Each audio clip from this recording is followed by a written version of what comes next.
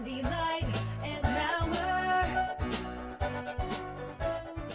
I've always known that Uncle Sam had a 30% rebate for a hot water solar system for anyone that wanted to apply it for their residence. And when I heard that Waverly Light and Power was also offering an incentive program for solar hot water heating, I decided at that point that it may be worth my while to look into this. For me, the research started off with being on the internet and looking up hot water solar heating systems, and I found out that there were quite a variety of different systems out there.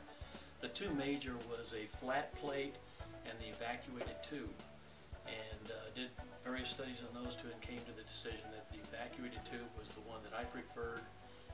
With that, then I started researching what companies produced the evacuated tubes and came up with SPP.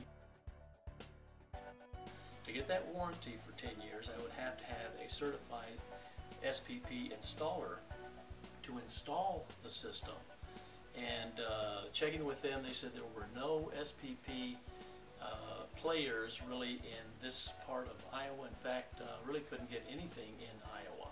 So I had to go out of state if I was going to use them. So at that point, that was sort of a hurdle to pass, and I doubled back and got a hold of Burrier Plumbing and Spa here in Waverly, and asked them if they would be interested in becoming a certified installer for hot water evacuated tube solar systems. And they said that they were very interested. They then did what they needed to do to get certified.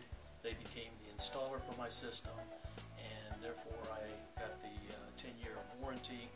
In addition to that, their system is also SRCC certified, which means that the system that I put in qualifies for the federal tax rebate as well as the Waverly Light and Power incentive system.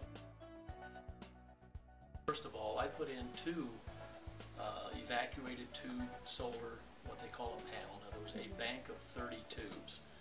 And with that large of a system, my total cost before the incentive rebates and all was $13,000. And with that, Uncle Sam paid for 30% of that through my 2009 tax return.